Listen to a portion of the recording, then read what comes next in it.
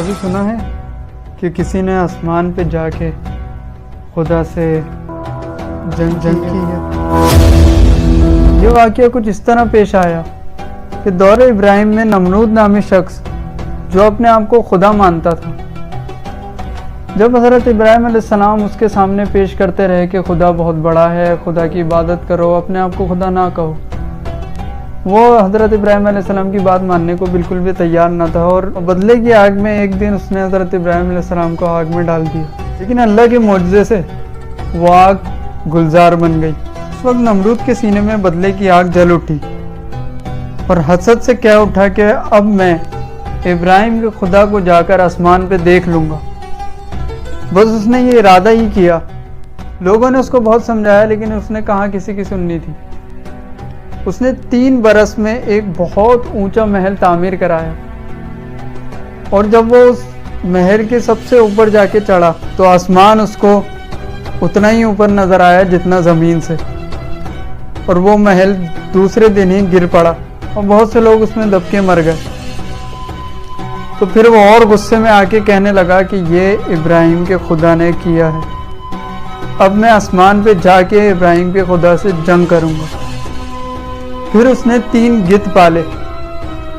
گدھ کے بارے میں آپ لوگوں کو بتا دوں، گدھ ایک بہت بڑا پرندہ ہے، ایک چیل کی شکل کا ہوتا ہے جس کی چونچ طوطے کی طرح ہوتی ہے، اور اس کے اندر اتنی طاقت ہوتی ہے کہ یہ کسی بھی وزنی سے وزنی چیز کو اٹھا کے اڑ سکے، اور یہ زیادہ تر مردہ جانوروں کا شوقین ہوتا ہے، یہ مردہ چیزوں کو زیادہ کھاتا ہے، اور اب اس کی نسل تقریباً ختم ہو چکی ہے۔ خیر، اس نے 3 گدھ پالے اور ایک صندوق کو ان تینوں گدھوں سے باندھ دیا، اور صندوق میں خود اور اپنے وزیر کے ہمراہ بیٹھا، اور ایک گوشت کا ٹکڑا گدھوں کے آگے لٹکایا تاکہ وہ اس کو دیکھ کے اڑنا شروع کریں۔ خیر، جب گدھوں نے اڑنا شروع کیا تو ایک روز اڑنے کے بعد جب اس نے زمین کی طرف دیکھا تو صرف پانی نظر آ رہا تھا، اور آسمان کی طرف دیکھا تو اتنا ہی اوپر نظر آیا جتنا زمین سے۔ خیر، اور مزید اڑتا چلا گیا اور اڑنے کے بعد جب اس نے آسمان کی طرف دیکھا تو اتنا ہی نظر آیا جتنا زمین سے نظر آ رہا،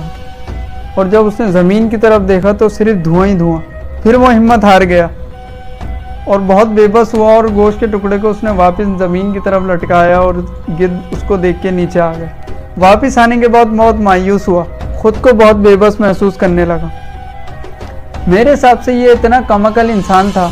کہ یہ خدا کو نہ جانے شاید اپنے جیسا سمجھتا تھا، کیونکہ جب کوئی بات آتی تھی یہ کہتا تھا میں خدا جیسا ہوں، کیونکہ اس نے خدا کو دیکھا ہی نہیں تھا، نہ خدا کی معرفت تھی اس کے پاس۔ یہ جب سوچتا تھا کہ میں جنگ کروں گا، اگر اس کو پتا ہوتا خدا کیا چیز ہے تو یہ کبھی بھی اتنی چھوٹی حرکت کرتا نہیں کہ